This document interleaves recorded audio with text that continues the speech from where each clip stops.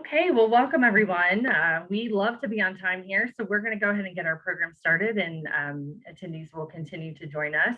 But welcome to In My Own Words. This is a story series presented by the Holocaust Memorial Resource and Education Center located in Maitland, Florida. We're just outside of Orlando for those who are not local.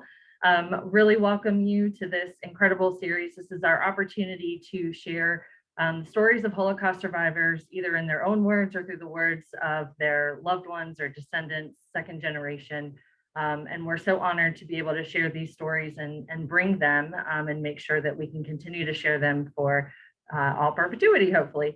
I want to give a special thanks to our cultural season grant sponsors and funders who provide support to enable the Holocaust Center to bring high quality programs and education and exhibits for our guests. So I want to thank the United Arts of Central Florida and the State of Florida Department of Art and Culture for their generous support.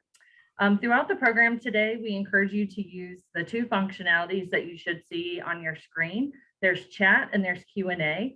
Chat and Q&A work very similar. However, chat will be typically open and available for anyone who's participating to see. And the Q&A is a little bit more of a private, direct to the panelists, to myself and to Joel. So if you have questions that are specific to Joel's conversation and topic today, you're welcome to use the Q&A.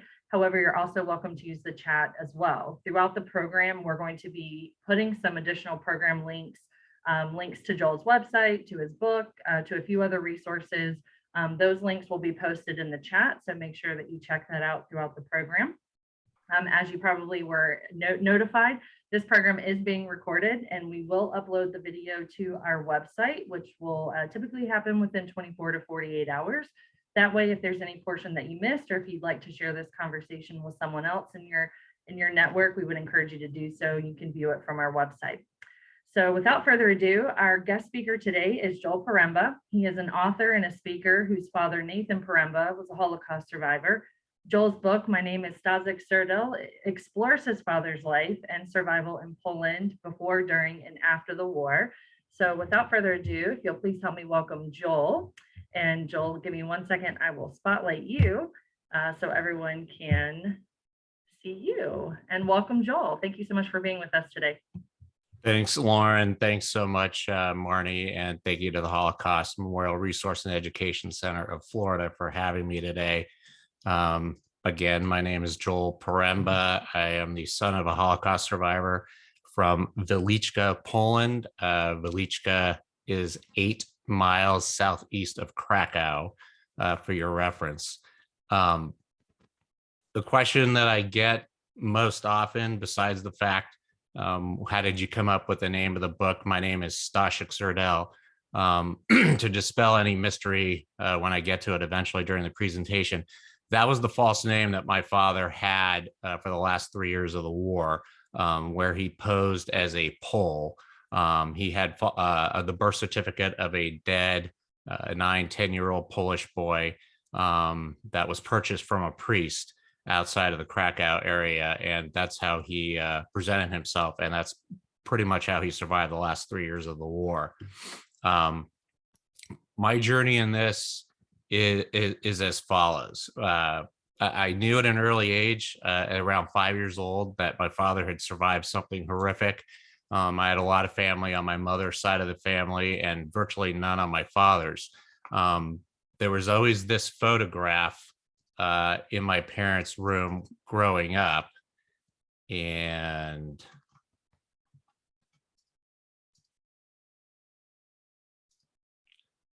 this was the photograph that was always next to my father's bed. It's one of 2 photographs that survived along with my father. Those are my grandparents on either end. And in the back row, my dad's 3 sisters. And sitting next to him, his youngest sister that survived with him. And the only boy is my father there.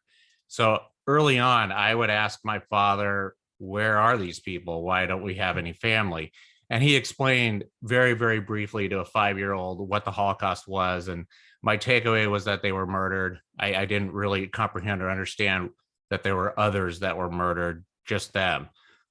I went to Hebrew private school from kindergarten to 9th grade. I had access to a lot of survivors that would come to the schools. And they had varied personalities. And obviously, those were the types that wanted to share and were open. My father was not. He was very closed off about the Holocaust. His survivor friends in the Los Angeles area often came by the house. Some had tattoos on their forearms, some did not. None of them were open about what had happened and the horrors that they had faced and the family that they had lost. So for 31 years, as I gained more knowledge of the Holocaust, watching documentaries, movies, having survivors come speak to us at the Hebrew private schools, I chased my dad around for 31 years in the house, and he just would not talk. Fast forward to the movie Schindler's List. When we walked out of the theater, I saw it with my father. For the first time ever, he revealed something that had happened to him. He said, I used to sneak in and out of the Krakow ghetto with the Schindler Jews, except at that time, I didn't know who they were or where they were going and who Oscar Schindler was, but they provided such commotion and chaos at the front gates. I was able to come in and out and time my comings and goings to them. And then the other thing he said was the camp that was most depicted in the movie, Plaszow, which was right near my father's town, Velichka. He said, I was in there very briefly. And that was it. There was no more information. I prodded, I pushed, I pulled. There was nothing more. Fast forward 5 more years, the USC Shoah Foundation was going around the world taking people's testimony, witnesses, survivors.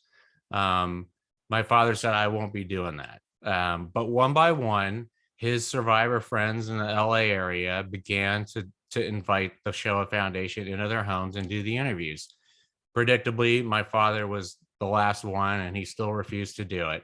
But at my son's bris, he came up to my wife and I and said that he had booked an appointment.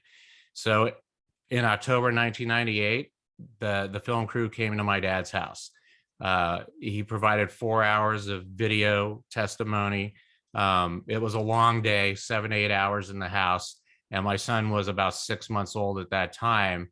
Actually, no, he was 2 months old. I got very restless, and I walked around the back of the house, and I overheard 2 stories I had never heard before.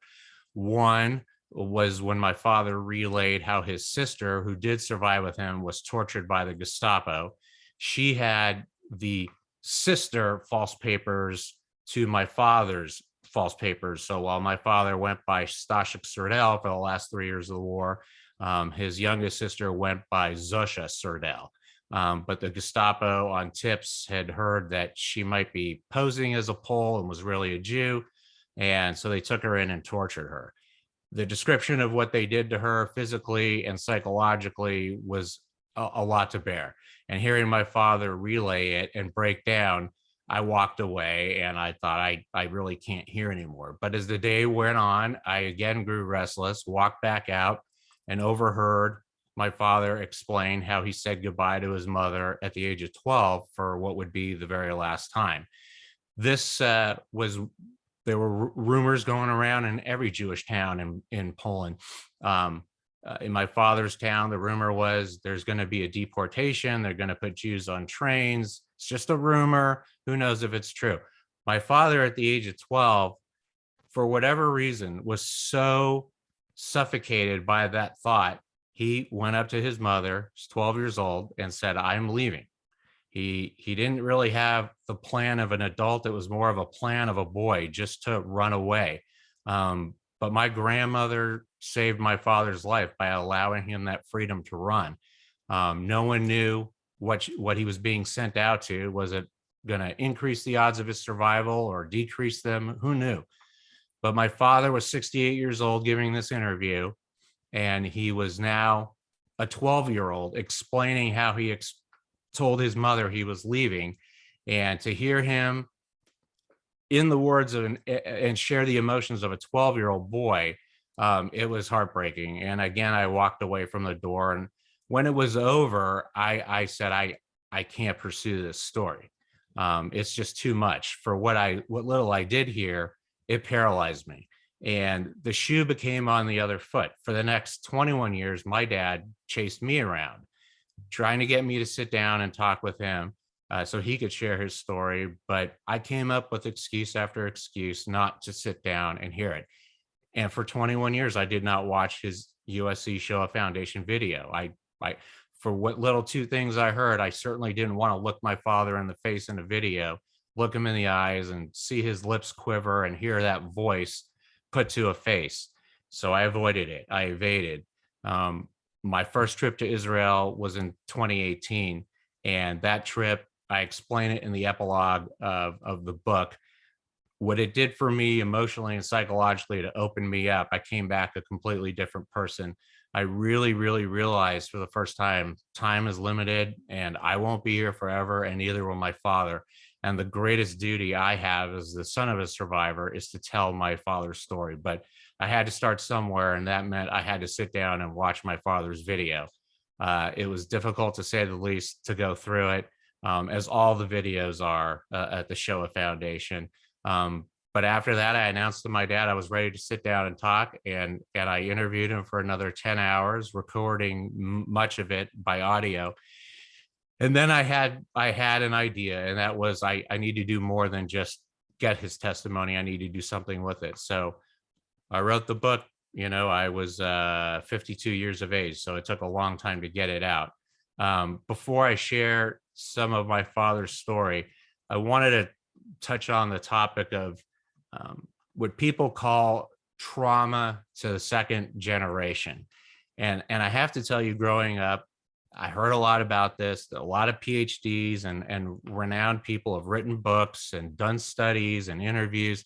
And apparently there's some kind of psychological trauma that's been foisted on second generation children.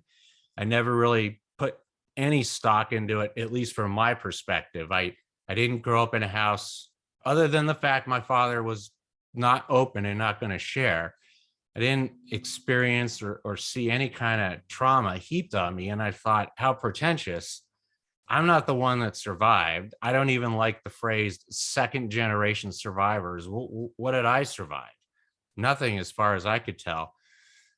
I went about my life, never thought anything different about it, other than I would always tell people I'm the son of a survivor. But then embarrassingly, I would say, they would ask, how did he survive? What do you know? And I didn't know much, if anything. So that was always a source of embarrassment growing up.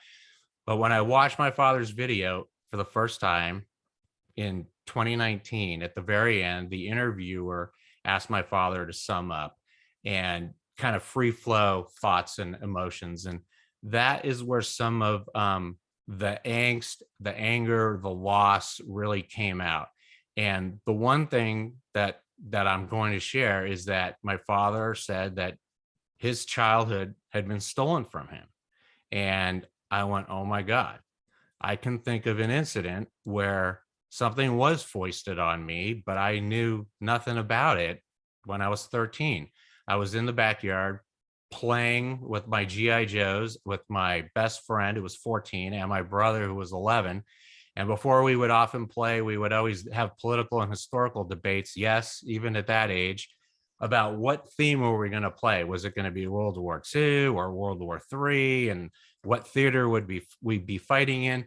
And sometimes these debates would go on longer than others.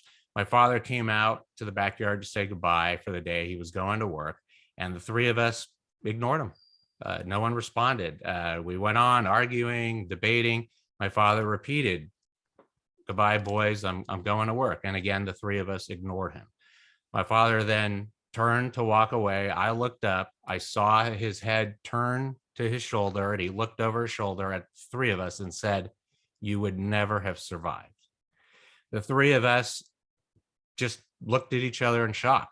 We knew what that meant, but we didn't understand why he would say such a thing. At the time, I thought, well, I'm 13. That's what you get for ignoring your parent. That's what you get for ignoring your father when he talks to you. But not until I was about 18 or 19, a college kid, I thought about it, and I thought, did the punishment really fit the crime? Did ignoring my father warrant being told you would never have survived the Holocaust? I thought that's a bizarre thing to say at that point in time. But then back to when I watched the video at the very end in 2019, again, of his 1998 interview.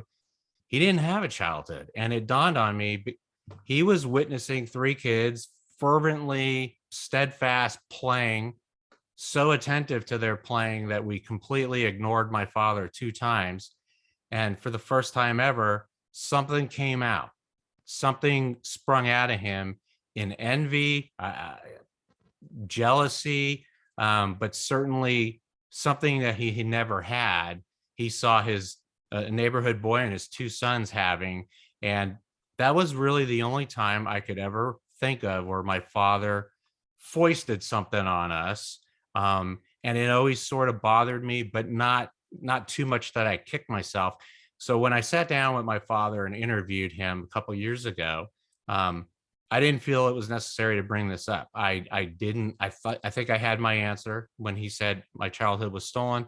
There was nothing for me to forgive. There was nothing for him to apologize for. And he died last October. So now for sure, there's no going back and discussing it, but I'm at peace with it. I think I finally understood. So I kind of reworked my thought process without poo-pooing the whole trauma on the 2G sons and daughters of survivors. Because if one thing I remember happened to me, certainly things could have happened to other 2G kids. So I kind of accepted that maybe it is a true theory, and that these people, all the psychologists that have written books about this and articles, maybe there is something to it. And who knows, maybe something more will come to me over time. I certainly hope not, but I don't think anything else has ever really popped up. So with that said, I'd like to share a little bit about my father's story. He was born in 1930, again in Velička, 8 miles southeast of Krakow. About half the city was Jewish. It was predominantly, I guess by today's parlance, a conservadox Jewish community, but certainly there were Reformed and even more agnostic Jews living there, but it was a pretty cohesive Jewish community. It was rampant anti-Semitism before my father was born. He was born into a very anti-Semitic country, a very anti-Semitic city. Three events really shaped my father before the Holocaust that really, unfortunately or fortunately, gave him his best chance to survive. And that was actually encountering anti-Semitism. My grandfather was known in Velička as a peacekeeper. He was a tall, strong, broad-shouldered, deep-voiced Jewish man, and he was known to break up attacks on Jews, either verbal or physical or both. He would literally come around the corner before the Holocaust, and if non-Jews were harassing Jews, they would stop immediately. One, because my grandfather would beat them up, and then two, after that had been established, non-Jews attacking Jews would end upon seeing him. My grandfather drove a bus line in Velička, and in 1935, a well-known anti-Semite got on his bus. He was a national champion wrestler. He came on hurling insults, epithets, slurs right off the bat, refused to pay the fare. Well, my grandfather wasn't going to stand for that. He threw him off the bus, and my grandfather came out of the bus and challenged him to a fight. It was a huge fight. My father insisted that my grandfather won, although he was badly beaten. But the city took away my grandfather's permit, so he was jobless in 1935 as a result of that. Even though there were witnesses that would have easily stuck up for my grandfather and to the events that went on, the city wasn't interested in that. They just thought Jew versus non-Jew, we're going to take the side of a non-Jew. But my father saw his father stand up, not just for himself, but for Jews in general. A year later, my dad was 6. It was time to enroll in Cheder, and for whatever reason, the headmaster refused to enroll my father, saying that he was too small and too underweight. My grandmother was not going to take a year off and fatten him up, so she enrolled him in the public schools. As we know, the public schools in Velička and in Poland were highly anti-Semitic, which was one of the reasons Jews didn't go to public schools. But my dad did. So my dad got a taste of some hardcore anti-Semitism at the age of 6. He was placed at the back of the class by the anti-Semitic teacher and principal by the only entrance to the classroom, where every kid would come in every day and bat my father at the back of the head. After this went on for about a week, my father knew complaining to his parents, complaining to the principal and the teacher was not going to do anything. It would only inflame the situation. So my father was given a few pennies every day to buy a snack on the way home from school. So on his own, at the age of 6, he recruited the biggest bully in the class and said, I will pay you a few pennies every day if you stop doing this and get everyone to follow your lead. It worked. And the kids stopped bothering my father, picking on him, hitting him, slurs. It all just ended. So my father had figured out a way on his own to solve a problem. And at least for that year, it worked. The third incident was in May 1939. So my dad's about 9 years old. Hitler had already given his famous Reichstag speech in January 1939, saying he was going to destroy world Jewry. After that, the non-Jews in Poland became very aggressive towards Jews. They didn't really think they were going to be invaded, but with someone so anti-Semitic and with the Nuremberg laws in place, one country to the west over, they were emboldened. The city would often sanction a banner and placard day where they would allow people to put horribly anti-Semitic phrases and slogans on synagogues, Jewish businesses, signs that would go from one end of the street to the other, tied to lampposts. And my dad saw these banners, and they would say, Jews are Christ killers, Jews eat Christian children, Jews leave Poland now, Jews are cancer. In this particular instance, May 1939, again, an event sanctioned by the city, my grandfather waited for everyone to go into church, and he took my father with him, and they went sign by sign in their small town, and he tore down every single one. A police officer saw what my grandfather was doing. He was somewhat friendly to my grandfather. He went up to him and said, you better stop. They're going to be out of church any minute now. They're going to kill you. And they didn't. The non-Jews came out of a close by church, and they made a circle around my grandfather, and they actually applauded.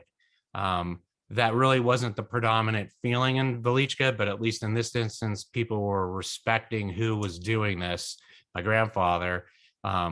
So my father had these 3 incidents: the wrestler, his own self-soothing problem solving with the assaults in school, and then watching my grandfather again stand up to anti-Semitism in 1939.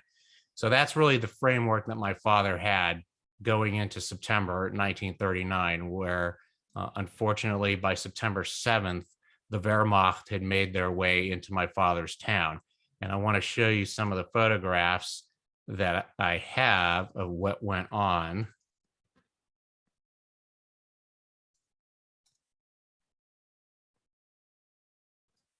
This is the center square in my dad's town, Velichka. And if you notice the architecture of that particular building, here's another. The first picture was 1911. This is about 1930. Same Market Square. So same Market Square again. You might recognize the buildings behind. This is already September 7th through the 11th. And my father would witness these daily roundups of Jews and them being made to sweep the center square. They were handed brooms. Those wheelbarrows, they serve really no purpose other than the fact the Germans would put heavy boulders in them and simply make the Jews move these rocks from one end of the square to the other with no real purpose involved at all.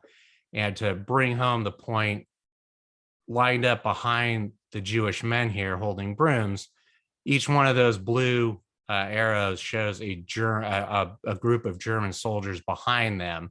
And the thickest one on the left is a Nazi officer. When I blow that up on my computer, you can clearly see the black Totenkopf collar that he has. Here's another photo, again, taken by the Wehrmacht themselves. The same center square in Velichka. where Jews are made to sweep and the Poles are lined up, watching, laughing, ridiculing the Jews. My father told me that the buckets were used to collect horse dung. And just a side note, the German propaganda machine was so good, the world was led to believe that their entire army was mechanized. But the truth is only about 15% of the military was mechanized. The little contingency that came into Velichka on September 7th was mostly on horseback, rundown trucks and motorcycles. And there were so many horses that they forced the Jews to pick up horse dung with their bare hands. My father told me that if the Germans didn't have enough buckets, they required Jews to pick up the horse dung and put it into their pockets. This is the same center square, again, between September 7 and 11, the German soldiers cutting the payas off of religious Jews. And this actual photograph, I know for a fact, is September 12th, 1939. On this day, the municipality, with an undercover German agent, created a list of 32 Jewish men that were going to be rounded up in Velichka and taken to the nearby forest and shot. They advertised it as, we're going to take Jewish men out to work for the day, which my father bought on its face for what it was. No one knew. The final solution didn't even exist yet, and no one knew what the German brutality was going to lead to, let alone that they were fancying genocide. This photo, again, taken by the Wehrmacht, shows about 8 Orthodox men that had been rounded up. At this particular point in time, the Germans were going by this list created by a Polish municipal worker, door to door for an additional 24 Jewish men, one of which was my grandfather. This photo was probably taken minutes, maybe hours before my grandfather was rounded up, and brought to this square and then put on a lorry and taken to a field where he was shot with the other 31 men. When the Germans came to my father's house, they came in, they looked for my grandfather, and they couldn't find him. When they came back out, my father's Polish neighbors were standing there laughing, hooting, and hollering, and they told the German to go back in and do a more thorough search because they were sure they had seen my grandfather in the house a few hours earlier. They went back in and did a much more slow, thorough search and found my grandfather sleeping on a couch that was facing away from the doorway that the Germans had come in. They took my grandfather out, brought him to this square, and they specifically told my father and my grandmother, he'll be back by the evening. We're taking him out to work. But we then know that they were taken out to a nearby forest, lined up, and shot and killed. The significance of this is that from this point going forward, my father no longer believed anything that the Germans would say or do, and nothing that the Polish police would enforce, say, or do. In fact, at 9 years of age, he decided whatever I'm told to do by them, I will do the exact opposite. So a few months later, when he was 10, wearing the compulsory blue and white Star of David armband, my father wouldn't wear it. Without his father around, and my grandmother's business had been shut down, it became illegal to work there. They had no way to make any money, and Jews were prohibited from shopping for food. So my father was a small kid at 9, 10 years old. He had very fair skin. His hair was almost blonde at that point, and he had blue eyes. So by not wearing the Star of David, and he thought, why should I mark myself as a Jew? I need to go out and get food for my family, for my 4 sisters and my mother. Velichka became overcrowded. Jews fled Warsaw, they fled Krakow, and they populated the southeastern Jewish towns of Poland. So my father thought, they're not going to identify me as a Jew. I'm not going to wear the armband. It's overcrowded here. I'm going to sneak around and buy stuff. And he bought food for the family, and that's how they survived for the first year and a half of the occupation. There would be knocks at the door because the Germans and the Poles were looking for labor for the construction of the Plaszow labor camp nearby Velichka, the camp that was featured in the Schindler's List film. Anytime my dad heard a knock on the door, he would make way for a rear window in the house. And when my grandmother would answer the door and he could hear that they were looking for him to do labor, he would sneak out and run away and come back in a day or two. Again, my father following his own internalized rule, whatever I'm asked to do, I will do the opposite. Because they said they were going to bring his father back and they killed him with 31 other men. So this went on for about a year and a half, when for the very first time, rumors started around Poland that Jews were being put on trains and taken away somewhere.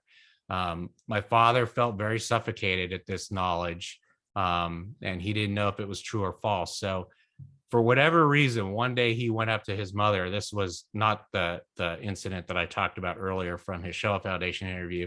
And he went to his mother and he said, I want to go to Miechów, which is a city north of Krakow. There was some family there. So my father bought a train ticket with his youngest sister. And really, it was a dry run test where he bolstered his confidence in running around Poland, buying train tickets, posing as a non-Jew, even though he had no papers on him. And certainly he didn't have his false papers at that point. And he would sneak into the Miechów ghetto and live there because it was too dangerous for him to live in his family's house nearby. So he got very good at navigating as a 10-year-old, 11-year-old around southern Poland, sneaking in and out of the Miechów ghetto. When in earlier 42, he received a letter from his mother saying things have calmed down, come back home. So he got right back on a train, bought a ticket, and went back to Waliczka. But as it got later in 42, the Wannsee conference had already happened.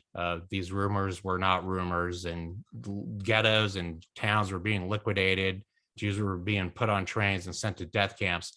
My father again panicked, and that's when he told his mother he was leaving, and he went back to the train station and went to the Miechów ghetto a second time, except when the rumors there this time were that it was going to be liquidated. He then got on a train and went to Bochnia, which is southeast, mostly south of Miechów, and snuck into that ghetto. When he got there, it had already been liquidated, but Jews would often hide out in previously liquidated ghettos, but they did that at the risk to themselves because the Nazis would always do a second run through a ghetto to find stragglers that had hid. My father had an incident that I detail in the book where German soldiers found him and his younger sister and shot at them, and he missed. My father then took a train and went back to the Miechów ghetto for the third and final time. But when he got there, it too had been liquidated, and he knew it was just too dangerous to live in a liquidated ghetto because you would have made yourself quite a target for Germans looking for Jews hiding behind. At that point, my father had run out of options. Hiding in ghettos was no longer a choice. They were being liquidated. And again, any Jews that were hanging out there were shot on the spot. My father ran into someone he knew that wasn't Jewish that said, you have cousins that have special dispensation from the Nazis. They're leather workers and they're making the German officers custom boots, wallets, purses for their wives, belts. You need to hook up with them. So my dad found them outside of the Krakow ghetto. And it was at that point, it was 5 brothers, my father's cousins. One of them bought 2 false papers from a local priest, one for my father, one for his sister. And so my father learned an entire history about the Surdels that he made up. It was a family that had been killed in the opening weeks of the Blitzkrieg, but the priest was collecting birth certificates of dead Poles. So my father took on this persona of Staszek Surdel, but he couldn't get a job with his cousins who were known to the Germans as leather workers. They couldn't just have this new kid show up. So he got a job in a shoe shop. Meanwhile, living in the Krakow ghetto, sneaking out to go to work, which was a very dangerous thing to do because if you're in the ghetto, you're obviously a Jew. Who else would live there? And yet he's working with Gentiles at a shoe shop. It really wasn't going to work out. And the longer he stayed, the more risk he put himself under. One day the Gestapo came by the shoe shop and my father's heart just went through his chest. They were actually looking for the other apprentice, but that spooked my father, and he decided I need to get out of the cities where the Gestapo really operates. And he knew I need to go to the countryside where there are not too many Jews. Jews don't work on farms in the 1930s and 40s in rural Poland. So my father found a farm that was looking for free labor, and he went there on foot to Babice, which is north of Krakow and north of the Miechów ghetto that he was at. And he posed as Staszek Surdel. And when he showed up the first day, the owner of the farm said, "You're not a Jew, are you? You're not from the cities, are you? Who do you know in the cities? Who do you know in the countryside? What's your name?" And my father said, "My name is Staszek Surdel." And he had a whole story about how all his family had been wiped out during the Blitzkrieg in Warsaw, around Krakow. And he just enveloped himself in the life of a non-Jew. He had to eat pork. He had to go to church, as difficult as that was for him. But for 3 years, he hid out on a farm, working in the fields, and that's how he survived. However, he thought going to the countryside would be safer than residing in the city, only to find out on his very first day that up the road from the farm was a World War I German-built fortress that had been reconstituted for World War II, and a small German contingent was there. And the farm owner said, "You have to, as part of your duties, deliver dairy to them on a daily basis." Yeah, there's the old phrase, "the closer to danger you are, the safer you might be." And that ended up being true, because what Jew would be hiding out on a farm? What Jew would be interacting with German soldiers, bringing them dairy every day? And that's what my dad did until one day a different German soldier was taking the dairy, and he was drunk, and he was picking on my father, who he perceived to be a silly Polish kid. And the Germans were very racist towards Poles, and in fact wanted to enslave them in perpetuity over the reign of the 1,000-year Reich.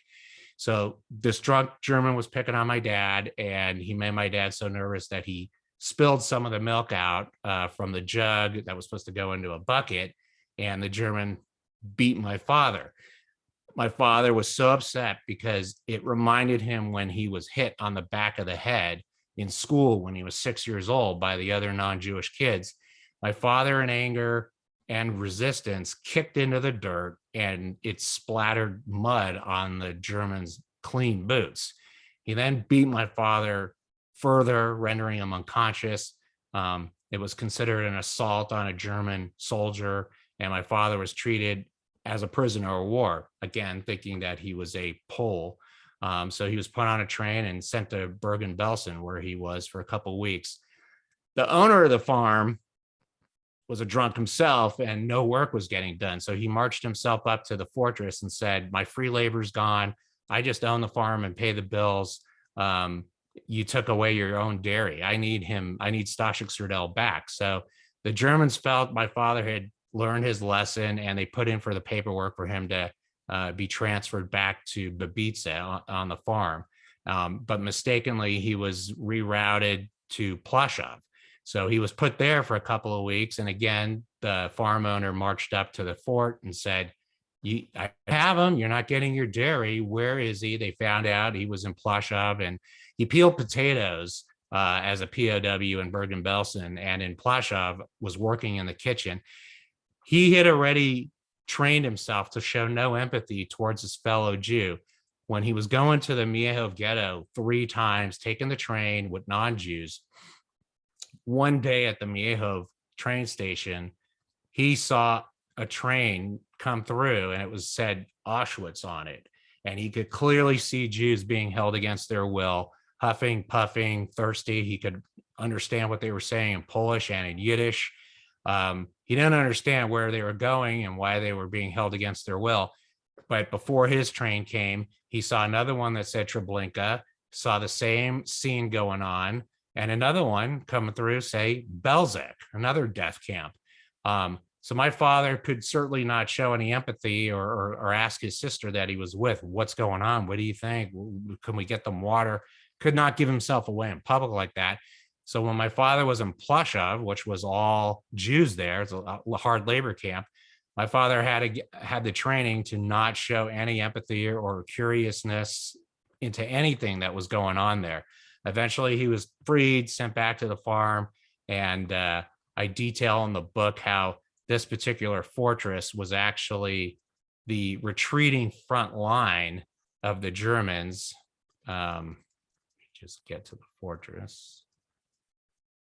This is what the Babitsa fortress right by the farm that my father was on looks like. It was subterranean. There were hundreds of Germans in there when the Soviets pushed into Poland this far. And you can see the gun turrets around the ground and above. And this is what it looks like more modernly. It still sits there today in Babitsa, Poland.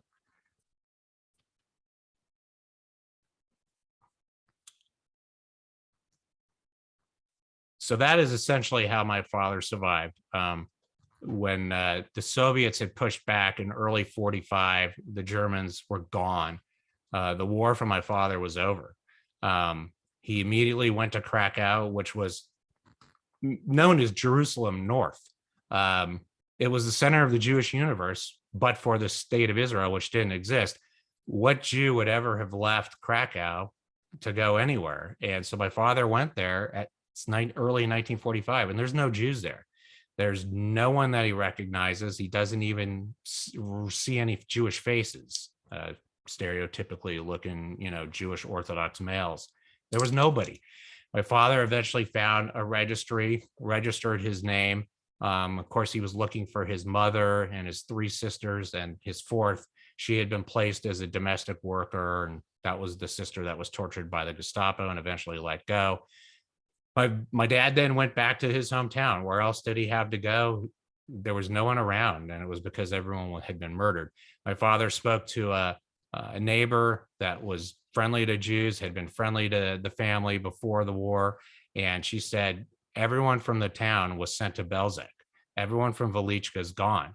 There were about 8,000 Jews with the overcrowding, and 6,000 of them were put on trains on August 27th, 1942. And she said everyone was at the train station and they all got on the trains.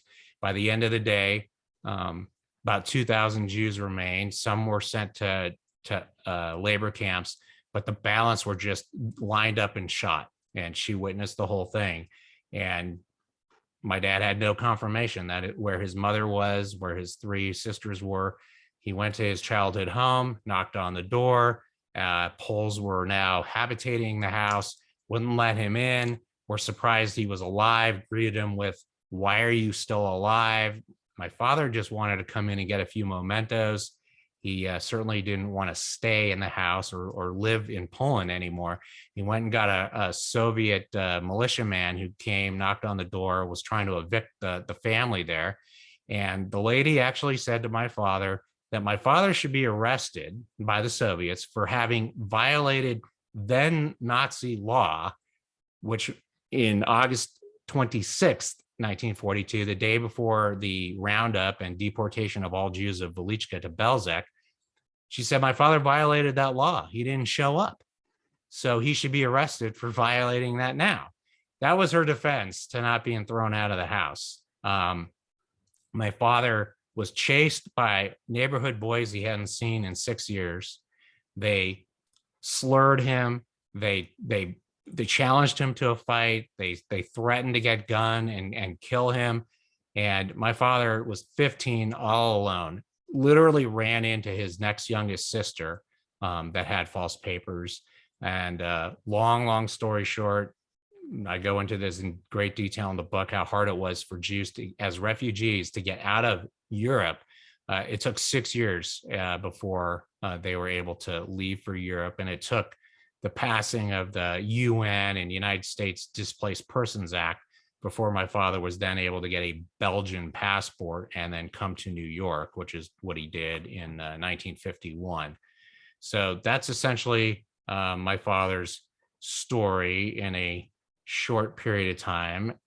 And I just want to end with this. So that's the cover of the book. And if I isolate just on the photo I used for it, that's what my father looked like in 1945 after the Holocaust in Budapest, Hungary. And I can't even imagine being 15 years old and knowing that you are now an orphan. Over 300 people on my grandfather's side of the family had been wiped out, which was probably 99% of the family. And on my grandmother's side, 100% was wiped out, which would have encompassed dozens of family members. And all that was left was him and his sister and a few cousins. And this face that I used for the cover of the book is not a face that I grew up with. It is a face of torment, of loss, of confusion. That is simply just not the person that raised me. This is my father about 3 years later. He's 18 here. This is also in Hungary. And then in 1951, there my dad was on the SS Washington with a Belgian passport coming to New York. And that's what my dad looked like at 21. And that's the face of the person that I knew that raised me. And there he is passing Ellis Island and the Statue of Liberty. And this is his sister that survived with him. She ended up dying about 10 years later in Los Angeles. So for many decades, my dad was all alone until, of course, he met my mother. They married in 1966. And here's a picture of me and my dad at my bar mitzvah, and then at my wedding, and at my son's bar mitzvah, and my daughter's bat mitzvah. So with that, I would be happy to engage in any and all Q&A at this time. Yeah, Joel, Fred Brown had a comment and a question. He first he says, Joel, you have a very special way of presenting the horrors of the Holocaust. So I think he appreciates your conversation today. And he has a question. He says, what do you feel, why do you feel that the survivors weren't opening up? I can't say that I suffered, and very few of us, if any, could say the level and depth of trauma and horror. It was always interesting to me how most of the survivors I met were so warm, friendly, and open. And this is just my experience, but a very few, including my father, were closed off.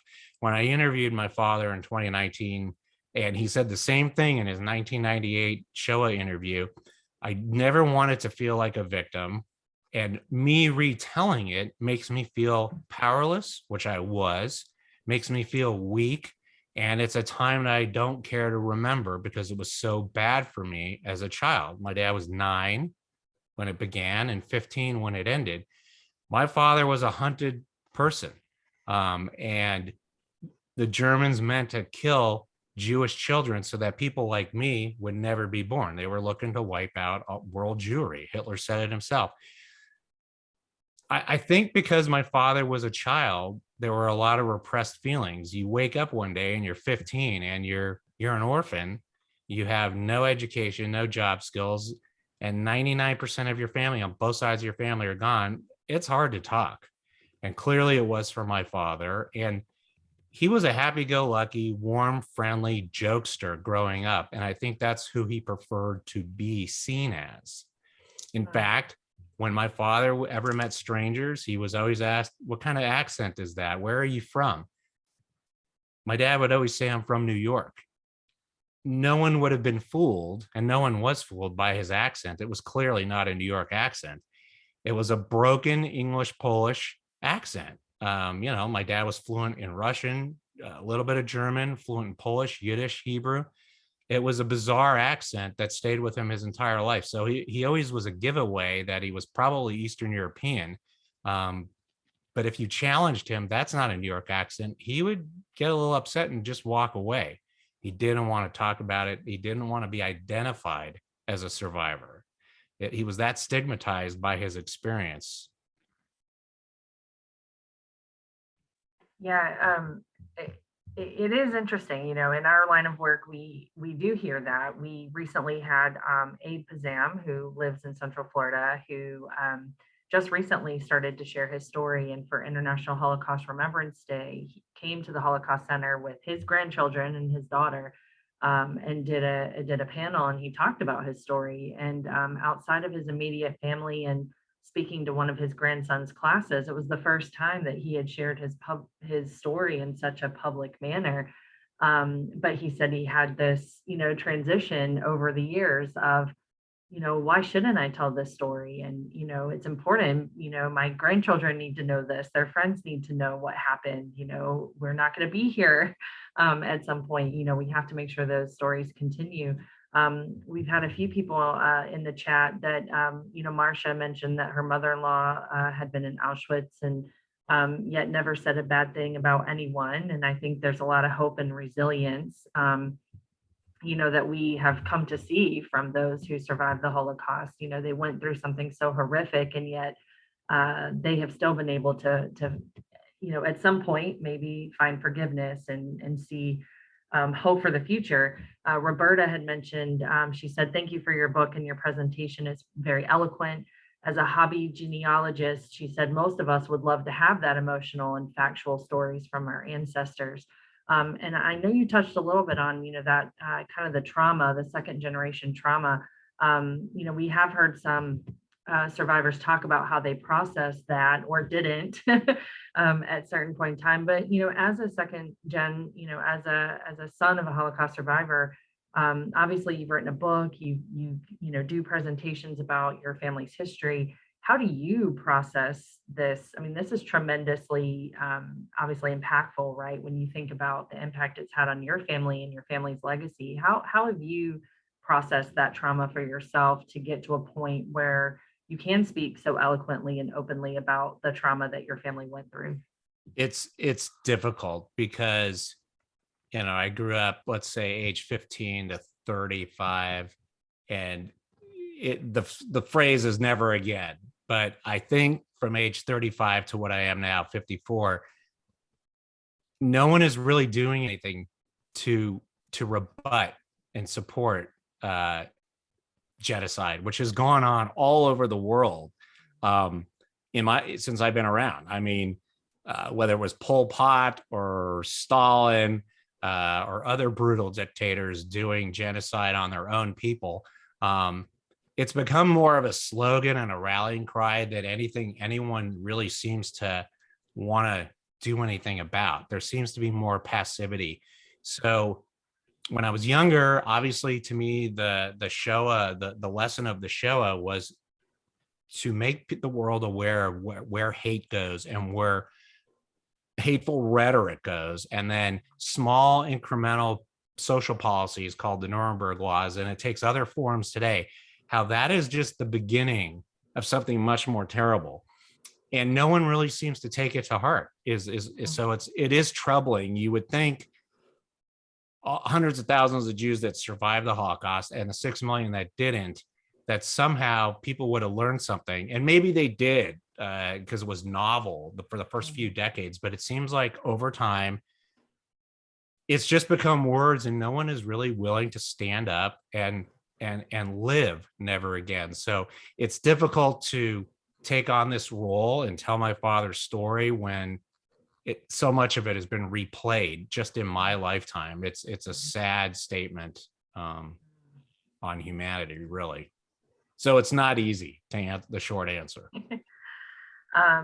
We had another comment from Eve who says, just a comment, cannot thank you enough for such a powerful presentation. My late father's history was very similar to your family's, save for the location in Paris. What a stunning testament. Thank you so much. You're an incredible speaker. It is painful to see how France's politics are going and anti-Semitism around the world, including in my area in Pennsylvania. So as you mentioned, there's still so much. There's the Rwandan genocide. I mean, there's been so much that continues to happen. I mean, you can even look at current events today in Ukraine, and it is a very difficult and trying time. So I think that's a very very poignant comment, right? About, how do we make never again more than just words, because it's still happening. So Well, touching on her point, my father was a flight survivor, which was the most common survivor of the Holocaust. Someone who was either hidden or on the run, or a combination of both. And so her experience with her own family is common, because that's how most Jews did survive. You don't hear enough about those types of stories, because today's media is more interested in showing things, and not to belittle it, but the Warsaw Ghetto Uprising, or Escape from Sobibor, something where there was physical resistance like that. But my father's story, like every other flight survivor, is every bit as much of a resistance and resilience story, because to be able to survive physically and emotionally and psychologically on the run with little to no help, and so many Jews my father's age had no help, it was an act of resistance. And it's really important to know that. And Jews like my father that were on the run, their stories are every bit as heroic. yeah. A couple questions came in. Ellen was curious what your father did for a living in the United States. When he was in Europe, again, he had no education, no job skills. He took some remedial courses in plumbing, electrician, and carpentry. And that's pretty much how he made a living in New York for about 10 years, until he came to Los Angeles. There, he took out a small business loan and opened up a mom and pop sundry and beverage store, and eventually turned into two. And they were predominantly Jewish areas of Los Angeles at that time in the 60s, and the demographics changed. But, we were upper middle income from owning two stores. So enough that, my parents were able to send my brother and I to Hebrew private school. Didn't take a lot of trips growing up, but, we were upper middle class, and that was good enough. Happy to be alive. And that's what my dad did until he retired in the mid 90s. Last question. So Sam had a question regarding, speaking to other children of Holocaust survivors. So when you were doing, obviously the book is about your father's journey, but when you were working on your book, did you talk to other children of Holocaust survivors? I know you said you had survivors that used to visit your home when you were growing up. Have you, do you engage in conversation with other 2G, and, did that shape your understanding or anything that you did with the book as a result? No, it didn't. It didn't change anything from an author perspective, but unfortunately, we have so much in common. 2Gs. Our parents were all pretty much the same, whether they were in Eastern Europe or as far west as France. They all had the same experience. They lived amongst anti-Semites before, during, and after the Holocaust. They lived in cities where the municipalities participated in roundups, whether it was in Latvia or Ukraine or Poland or even France. The Germans received a lot of local help voluntarily, not just from the cities, but their non-Jewish neighbors. Now, obviously, a lot of non-Jews risked their own lives to save Jews, but that was really the exception to the rule. My father, anytime I would bring up the Holocaust, his family's experience was zero to very little help from his Polish neighbors. So his takeaway has always been, while a priest did sell false papers to him, it was his non-Jewish neighbors that actually rounded up all the Jews several times.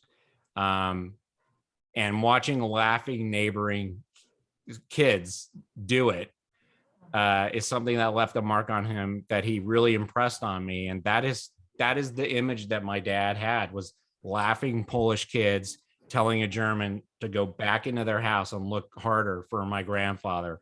That was the imprint of on my father at the age of 15. So other 2Gs have a very similar, if not identical, experience, just a different zip code, unfortunately.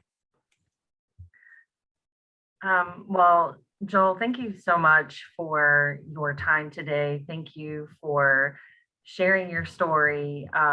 It has been just another incredible example of the importance of storytelling, right? The importance of the work that we do at the Holocaust Center, the work that happens at Holocaust centers and other organizations around the world, that these stories need to be told. They're difficult at times. They're troubling. They're troubling when you look at, again, what's happening in current events, but so important. So Joel, just want to thank you again. So many comments in the chat and private messages just about their appreciation for your story. So we're very grateful that you were here today to tell it. A couple quick things for those who are still hanging on. We did put a link in the chat to a survey. We would really appreciate if you would just take 1 minute to fill out that quick survey and provide your feedback for us. Just helps us as we're continuing to plan and bring programs to you as visitors and guests of the Holocaust Center. So if you wouldn't mind doing that. Again, this program will be is recorded. It will be put on our Holocaust Center website. Link is also in the chat. Our next program is actually in person. So those of you who are in Central Florida or in Florida and willing to travel, our next program is on April 2nd. I do believe it will be recorded for those who do not live in the state. And we will have that up post event, but it's April 2nd at 2 o'clock at the Holocaust Center in the JCC. We're going to be welcoming Daryl Davis, who is an African-American blues musician, an activist who has spent 5 decades trying to answer the question, how can you hate me when you don't know me? He will be joining us alongside his special guests, Scott Shepard and Jeff Scoop, who are both former white supremacists who have left their movement after engaging in relationship and conversation with Daryl. The 3 of them will be here in Orlando to share their story, which will be very powerful. Again, I hope you can join us in person. You can see all of our upcoming events on our website. Again, that link is in the chat. And finally, just want to thank the state of Florida, the Division of Art and Culture, and the United Arts of Central Florida for their generous support.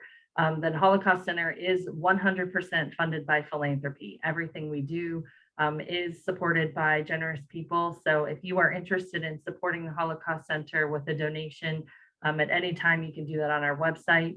Right now, we are participating in the United Arts Collaborative Campaign. So if you make a gift through the United Arts campaign and you designate that gift to the Holocaust Center, your gift will be matched by 15%. So it's a great way to support our mission and the important work that we're doing every day, and also to raise a little extra funds to put a little cherry on top. So again, we're so grateful for your support. We're so grateful to Joel. Joel, thanks again for just an incredible presentation. It is time for us to wrap up, but we hope you'll join us again and have a wonderful day and continue to do good work out in the community to create a more just and welcoming community for all. So thank you. Have a great day. Thank you, Lauren. Thank you, the Holocaust Center.